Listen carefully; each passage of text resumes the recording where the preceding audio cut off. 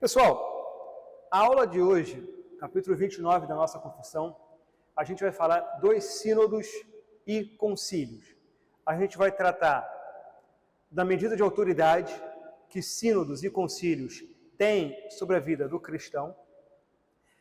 É óbvio que a nossa confissão trata mais especificamente dos sínodos e concílios da Igreja Presbiteriana, mas não só, porque a gente sabe também que há concílios maiores aos quais nós devemos certa medida de reverência e obediência. É o caso do concílio de Niceia, o concílio de Calcedônia, os chamados concílios ecumênicos, que são adotados pela maior parte da cristandade. Esse tema, eu acho que tem alguma relevância, sobretudo por ser um tema contracultural. Por que é um tema contracultural? Porque a gente vive numa cultura, numa sociedade que não lida muito bem com a autoridade. Não lida muito bem com autoridades instituídas, não lida muito bem, sobretudo, com a autoridade do passado. Porque a gente vive numa era individualista e que, por isso mesmo, tem certo desdém, inclusive na igreja, certo desdém por autoridades que exigem a nossa submissão sem passar necessariamente pela nossa escolha. Enquanto cristãos, a gente sabe que a gente não tem o direito a escolher a nossa fé. A nossa fé nos é dada. A nossa fé nos é dada pela autoridade de Deus da Escritura, mas não só. A gente adota também o entendimento que a igreja cristã tem ao longo dos séculos do texto bíblico. Em Niceia, em 325, por exemplo, a igreja se reuniu para tratar da questão da divindade de Cristo. E aquela decisão de Niceia, de 1700 anos atrás, é adotada por toda a cristandade hoje. Então a gente diz que Niceia tem autoridade, tem certa medida de autoridade sobre nós. Da mesma maneira, se você é um presbiteriano, você tem que se submeter à Confissão de Fé de Westminster e aos seus catecismos. Você tem que se submeter também à hierarquia da igreja. Hierarquia essa que nem sempre toma decisões com as quais você concorda. Supremo Concílio, os sínodos, os presbitérios e o conselho da sua igreja.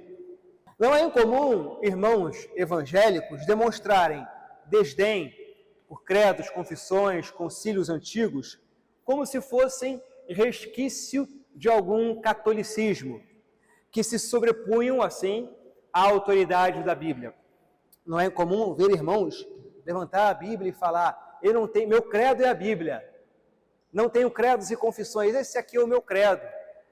Numa demonstração, muitas vezes bem intencionada, querendo enfatizar o apreço pela autoridade da Escritura, em certo sentido também rejeitando certas linhas de denominações cristãs que realmente colocam a sua tradição acima da Escritura, o que é um problema. No entanto, é uma reação que vai para o outro extremo, rejeitando a autoridade da tradição e da hierarquia da igreja, numa demonstração de muita piedade, dizendo que só tem a Bíblia como credo. Agora, esses cristãos que assim dizem, embora muitas vezes bem intencionados, estão também terrivelmente equivocados. Tem um livro do Carl Trueman, que é o Imperativo Confessional, que trata justamente dessa questão. E uma das coisas que ele vai dizer é que essa demonstração de piedade por parte dos cristãos, de alguns cristãos, que ao assim dizer querem enfatizar a autoridade da Bíblia acima de tudo mais, na verdade estão sucumbindo e capitulando ao espírito da época. Porque esse espírito de rejeição à autoridade, de rejeição ao passado, é um espírito típico da era em que nós vivemos. E ele vai dizer que os credos e confissões pressupõem pelo menos 3 princípios. O primeiro deles é o apreço ao passado. A nossa confissão de fé tem 300 anos, pelo menos. O Concílio de Nicéia tem 1700, o de Calcedônia tem 1600. Por que a gente deve submissão ao passado? A nossa cultura não lida muito bem com isso, por ser uma cultura muito progressista, que pressupõe que o progresso é sempre melhor do que o passado. O que C.S. Lewis chamava de esnobismo cronológico. A ideia de que aquilo que é atual, aquilo que é moderno, é necessariamente melhor. O que claramente não é verdade. Os credos e confissões também pressupõem a confiança na capacidade da linguagem de transmitir verdades, verdades objetivas. E há correntes filosóficas hoje, do pós-modernismo, de Jacques Derrida, que vão dizer que não há objetividade na leitura. É o sujeito, é o leitor que impõe o seu sentido sobre o texto. Então, se isso for verdade, mesmo a autoridade da Escritura não é uma autoridade objetiva, mas sou eu, enquanto leitor subjetivo, que impõe a minha leitura sobre o texto. E o terceiro é a pressuposição da existência de uma instituição com autoridade, que é a instituição da Igreja.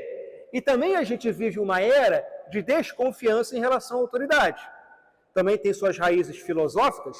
Se você pega um filósofo muito influente no mundo hoje, como Michel Foucault, ele vai defender a ideia de que toda instituição nada mais é do que um meio, um instrumento de poder da classe dominante. Que não haveria, portanto, nenhum mérito intrínseco às instituições, não haveria nenhum valor objetivo, como a verdade ou a moral, que justificasse o estado de coisas que a gente vive no mundo hoje. Então, muitos cristãos, capitulando a esse espírito, acabam rejeitando credos, confissões e autoridade da Igreja. Agora, é fato também que mesmo esses cristãos que dizem rejeitar credos e confissões, será que eles de fato não têm credos e confissões? Realmente, vocês acreditam que haja algum cristão, haja algum pastor teólogo que não tenha um credo e confissão? A gente sempre vai ter um credo, um conjunto de princípios pelos quais a gente interpreta a Escritura, inferidos muitas vezes à nossa leitura da Escritura, muitas vezes influenciados pela nossa cosmovisão. A diferença é se você vai ter um credo explícito ou implícito. E a grande vantagem de você adotar credos e confissões é que você tem, inclusive, um instrumento para julgar aquilo que o presbítero ou o pastor diz na aula da IBD ou no sermão. Eu não posso falar qualquer coisa para vocês, porque vocês podem pegar a confissão e falar: mas Vitor, o que você falou não está de acordo com o que diz a nossa confissão.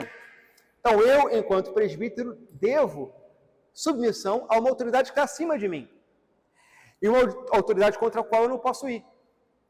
Se uma igreja que não tem uma confissão, como é que você vai julgar aquilo que o pastor está dizendo ou não? É muito mais difícil, né? Porque a coisa fica implícita. Mas vamos então ao texto de hoje. O ponto 1 fala o seguinte: para melhor governo e maior edificação da igreja, deverá haver as assembleias comumente chamadas sínodos e concílios, em virtude do seu cargo e do poder que Cristo lhes deu para a edificação e não para a destruição. Pertence aos pastores e outros presbíteros das igrejas particulares criar tais assembleias e reunir-se nelas quantas vezes julgarem útil para o bem da igreja.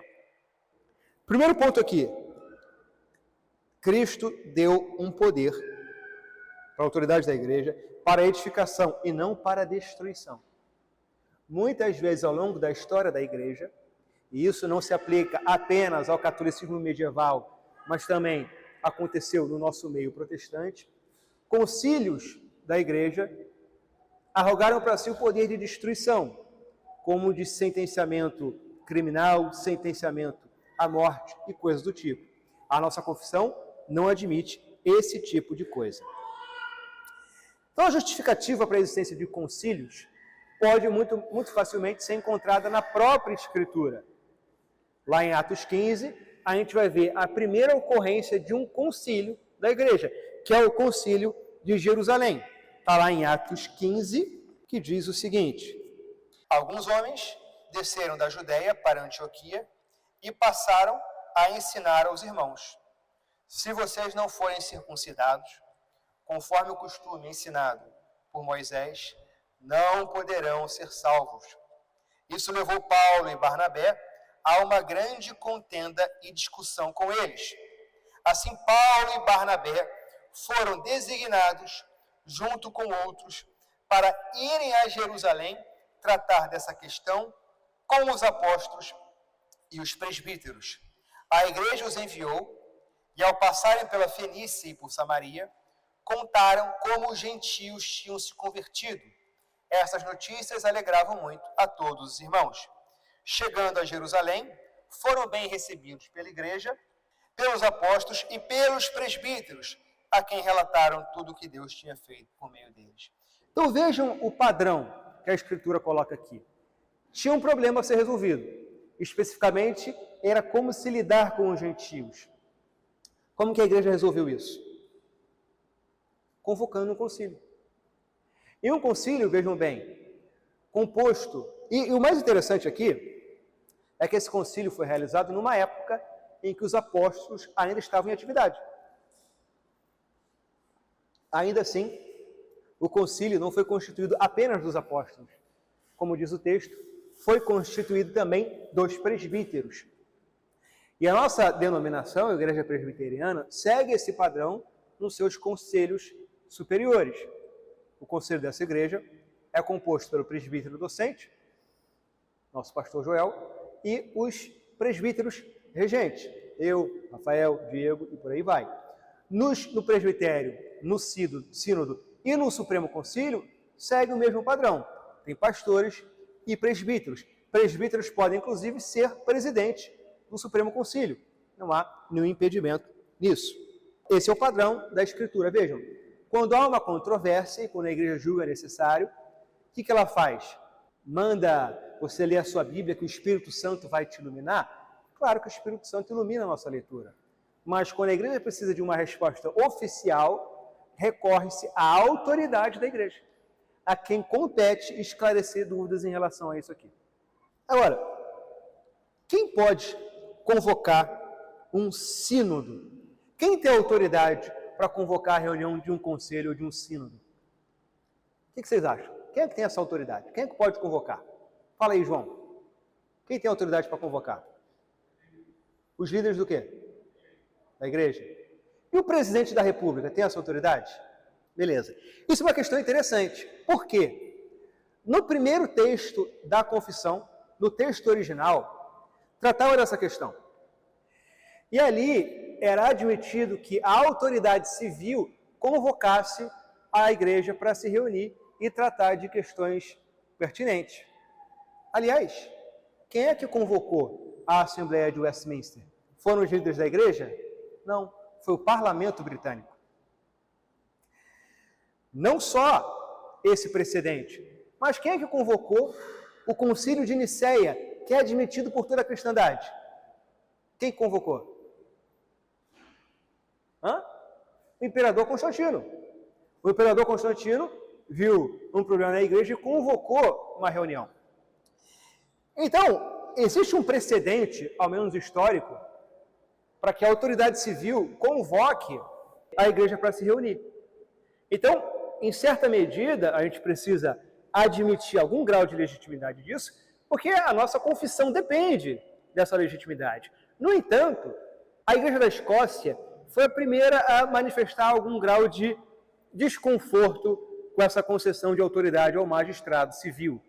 Em 1788, a Igreja Presbiteriana dos Estados Unidos se reuniu no Sínodo de Nova York e revogou esse artigo. A nossa confissão hoje, portanto, não admite que a autoridade civil, o magistrado civil, convoque a reunião da igreja. Hoje, de acordo com a nossa confissão, somente a igreja tem essa prerrogativa. O magistrado civil não tem essa prerrogativa. 2. Aos sínodos e concílios compete decidir ministerialmente controvérsias quanto à fé e casos de consciência, determinar regras e disposições para a melhor direção do culto público de Deus e governo da sua igreja, receber queixas em caso de má administração e autoritativamente decidi-las. Os seus decretos e decisões, sendo consoantes com a palavra de Deus, devem ser recebidas com reverência e submissão, não só pelo seu acordo com a palavra, mas também pela autoridade pela qual são feitos, visto que essa autoridade é uma ordenação de Deus designada para isso em sua palavra. Então, aqui diz que os sínodos e concílios decidem quanto à fé, sobre controvérsias sobre dogmas e doutrinas da fé, e também casos de consciência, questões de conflito ético, por exemplo. O que seria um caso de consciência? Talvez como o cristão se colocar em relação a uma pauta presente na discussão política atual, não sei, ou alguma questão, por exemplo, relacionada à bioética, coisas mais contemporâneas que a Bíblia não tratou, fertilização in vitro, clonagem. Como que a gente lida com isso? Os sínodos e conselhos têm autoridade para se reunir e resolver casos de consciência. Esses seriam exemplos. O concílio de Jerusalém, a gente viu que se reuniu para tratar da questão de como se relacionar com os gentios, o que é exigido dos gentios e coisas do tipo. Regras para a disposição do culto e governo da igreja e também receber queixas em caso de má administração. Agora, esse artigo também fala como essas decisões devem ser recebidas. E elas precisam ser recebidas com reverência e submissão. Aquilo que o conselho da sua igreja decide tem que ser recebido por você com submissão e reverência. Aquilo que o presbitério, o sínodo e o Supremo Concílio decidem, você tem o dever de reverenciar e se submeter. Falar disso é bastante pertinente, porque não faz muitos meses a gente teve a reunião do nosso Supremo Concílio. E para aqueles que acompanharam mais ou menos, sabem que algumas decisões do nosso Supremo Concílio foram muito mal recebidas por certa ala da nossa denominação. Veja, os nossos concílios não são infalíveis. O nosso Supremo Concílio não é infalível. Portanto, você não tem a obrigação de concordar com tudo que o conselho da sua igreja, o sínodo ou o Supremo Concílio decidem, mas você tem a obrigação de se submeter e respeitar a decisão. Se você discorda, há meios adequados para expressar a sua discordância. O que você não pode é desonrar essa autoridade. Isso é um dever, inclusive, implícito no 4º mandamento, que manda honrarmos pai e mãe. O nosso catecismo interpreta essa passagem como se referindo ao dever de submissão que temos para com todas as autoridades. A própria Bíblia, Paulo, por exemplo, vai chamar os seus discípulos de filhos. Há uma relação de paternidade com o nosso pastor, por exemplo, com a autoridade pública e tudo mais. Então a gente deve reverência às nossas autoridades. Pense em como você lida com a sua mãe. Com a sua mãe. Certamente, a sua mãe tem muitos defeitos. Talvez defeitos até graves. Mas você não vai para o Facebook expor os erros da sua mãe, certo? Não, eu não passo pano para minha mãe. Vou lá criticar os pecados da minha mãe.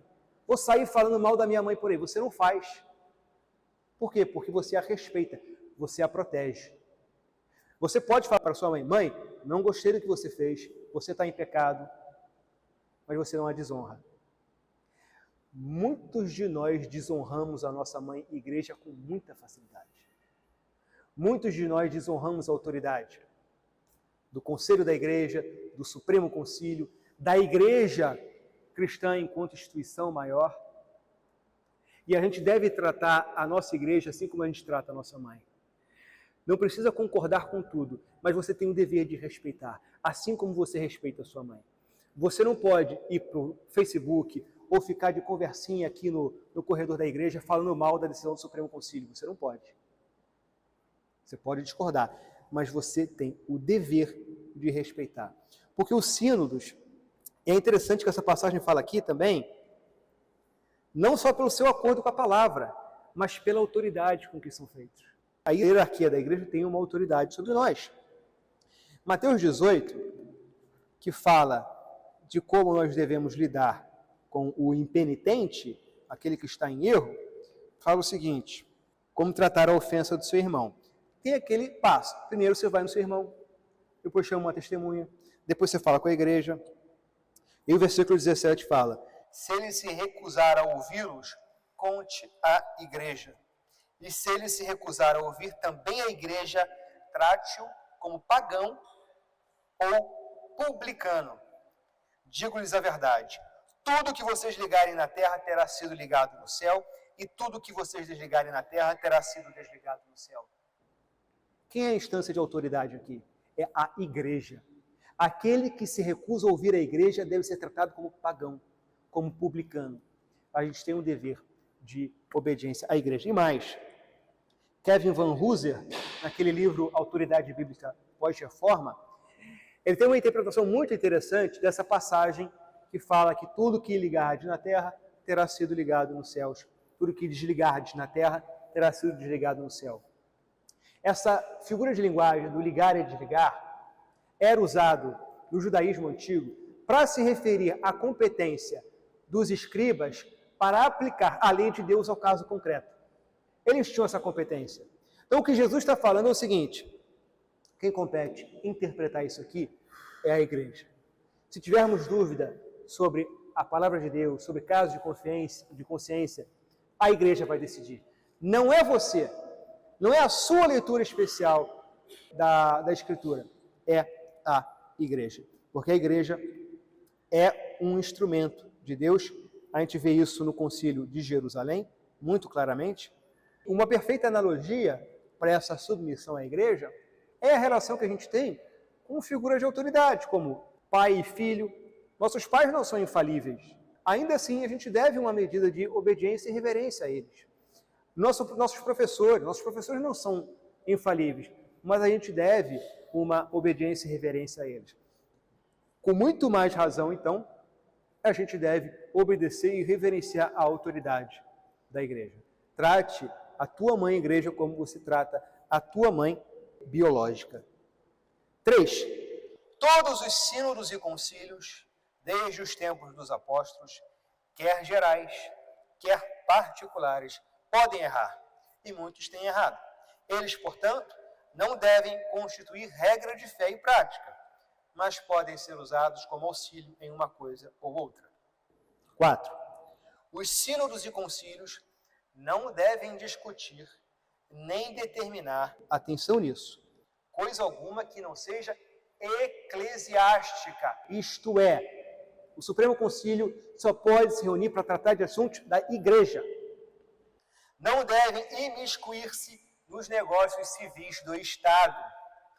Mas há exceção, a não ser por humilde petição da igreja em casos extraordinários, ou seja, quando a igreja julgar relevante, quando os interesses da igreja estiverem em jogo, quando o bem comum estiver em jogo, a autoridade da igreja pode sim peticionar a autoridade pública, apresentando a sua opinião em relação a determinado assunto. Ou por concílios em satisfação de consciência, se a autoridade civil os convidar a fazê-lo. Era mais ou menos assim que funcionava o consistório de Genebra, que era um conselho de presbíteros e pastores que prestava alguma assessoria à autoridade civil de Genebra.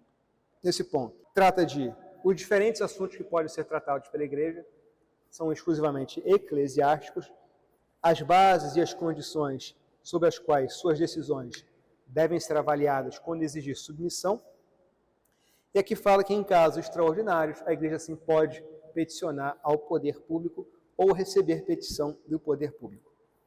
Irmãos, como eu falei no início, a gente vive numa cultura que nos leva a desconfiar da autoridade. Certa autoridade, porque quando convém, a gente é obrigado a se submeter à autoridade cegamente, né? No mundo de hoje. Muitas vezes nós cristãos, por causa disso, confiamos mais em autoridade em instituições seculares do que na igreja. Instituições como a mídia, o judiciário, as forças armadas, ONG disso, ONG daquilo, a OMS, a ONU, a academia, o que quer que seja, nada contra essas instituições. Muitas delas prestam um papel relevante, mas muitas vezes a gente confia mais nelas do que na autoridade da igreja. Do que na igreja que é o corpo de Cristo. Já pararam para pensar nisso? E no porquê disso? A gente vive um contexto que está na moda, né, para alguns dizer, me desculpa por ser homem. Já ouviu isso? Me desculpa por ser homem. Né? É porque o homem é opressor, aquela coisa toda. Há muitos anos antes de criarem isso, já haviam criado o me desculpa por ser cristão. Sou cristão apesar da igreja. Já perceberam como a gente tem certa resistência em defender a igreja? Já perceberam como a gente se deixa convencer de que a igreja, ao longo de 2000 anos, é uma instituição mais má do que boa? Que fez mais mal do que bem na história da humanidade? O mundo odeia a luz. João 7,7. Cristo diz para os seus discípulos: o mundo não vos pode odiar, porque vós sois do mundo, mas o mundo me odeia a mim, porque eu testifico de que suas obras são más. A gente precisa sempre lembrar que a resistência das trevas em relação à luz não é por qualquer coisa que façamos ou deixamos de fazer. É claro que a história da igreja e a história presente da igreja está repleta de problemas também, os quais a gente precisa reconhecer. Mas julgar a igreja pelos seus males é como julgar os 12 apóstolos por Judas. Se por um lado a igreja ao longo da história teve seus desvios, a gente não pode admitir que a história da igreja seja tratada como uma história de algo mal. Quantas vezes a gente já viu em filme de Hollywood um evangélico, um pastor ou um padre ser retratado de uma forma positiva? Geralmente o evangélico, num filme ou nas novelas, é alguém cafona, bitolado, o pastor é ladrão, o padre é pedófilo, a igreja é opressora, e a gente vai absorvendo essas coisas e a gente acaba pressupondo que a igreja é algo mal. Essas coisas nos fazem temer mais aos homens do que a Deus, porque a gente fica acanhado de levantar a voz e defender a nossa mãe e acaba sucumbindo ao espírito da época que trata a nossa mãe de forma muito leviana. Então, muitas vezes a gente leva mais fé na decisão de um juiz do que no parecer de um teólogo da nossa denominação. A gente leva muito mais fé nas decisões do Supremo Tribunal Federal do que do nosso Supremo Concílio. A gente dá muito mais crédito porque diz a ONU ou sei lá o quê, do que diz os concílios da nossa igreja. Então, que a gente tenha uma mudança de percepção em relação à nossa mãe igreja, que a gente passe a defendê-la, que a gente passe a honrá-la, que sempre quando difamar a nossa mãe a gente não permita, mas que a gente tenha a coragem de falar, não, isso não é verdade. Quantas vezes você na escola, nas aulas de história, já viu algum professor falar bem da igreja? Eu nunca vi. Alguém já viu? A história da igreja na escola é o quê? É porque a igreja matou Galileu porque não gostava de ciência. É porque a igreja matou milhões de mulheres na Inquisição. É porque... é só isso? Será que a história da igreja é só isso? A gente precisa ter um espírito mais crítico de questionar esses vieses.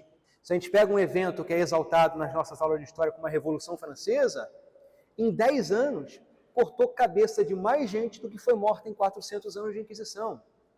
Só que percebam que, apesar disso, esses eventos são sempre retratados como positivos, apesar de terem sido muito mais destrutivos do que qualquer coisa que a igreja tenha feito ao longo da história. Então, que a gente tenha mais confiança na igreja, que a gente entenda que a nossa referência moral não é o mundo secular, não é nenhuma instituição secular. A nossa referência moral é a hierarquia da igreja. Confiem na igreja. Para terminar, Jesus estabeleceu alguns limites para a autoridade eclesiástica, como aqui essa passagem fala. Ele claramente resistiu à pressão para se tornar um líder político. Por exemplo, em Lucas 12, teve um homem que chega para ele querendo que ele resolvesse uma disputa por herança. E ele responde: Jesus, tendo acabado de ser identificado como mestre do povo de Deus, recusa-se a tomar parte nisso. quem me constituiu juiz ou árbitro entre vocês? Jesus tinha capacidade e autoridade para resolver aquela questão, só que ele coloca um limite para a sua autoridade, como se dizendo que a sua autoridade se resumia à autoridade eclesiástica, o que não quer dizer que o Estado não deva submissão a Deus, mas certamente há uma separação entre a esfera da igreja e do Estado. Quando diante de Pilatos, Jesus por 3 vezes deixou claro, o meu reino não é deste mundo. No entanto, ele também disse, nenhuma autoridade você teria se Deus não tivesse te dado. Então, as nossas autoridades têm sim um dever para com Deus. E muitas vezes nós, enquanto cristãos, precisamos ter o dever profético de cobrar as autoridades. Então, irmãos, que a gente confie mais na autoridade da igreja, conforme o próprio Cristo deu para a igreja. Que a gente honre e reverencie a nossa mãe igreja, porque ela que nos protegerá de modismos e ideologias da nossa era, ela que é responsável por salvar e preservar a nossa fé ao longo dos séculos, e nesse sentido, eu trago aqui a lição de J.P. Moreland, que tem uma passagem que resume esse espírito, falando o seguinte: ainda que a história da igreja não seja infalível, se houver uma concepção, ou conjunto delas, que tenha sido adotada amplamente por respeitáveis pensadores na história da igreja, deve-se exigir muitas evidências antes de ir a uma direção diferente. Tome cuidado com a adesão a concepções de ensino bíblico que pareçam ser revisões politicamente corretas da Bíblia. Um bom teste para tais revisões é quando uma posição em uma área do ensinamento bíblico tenha sido adotada recente e justamente em um período em que houve pressão ideológica da cultura geral para que tal posição fosse aceita de alguma maneira. É mais do que irônico que seja descoberta, pela primeira vez na história da igreja, uma concepção que, coincidentemente, está sendo recomendada pelos críticos da igreja. Isso aqui resume o espírito que a gente tem que ter em relação à igreja e que a gente confie mais na igreja como regra moral do que em quaisquer instituições seculares. Certo? Alguém tem alguma pergunta?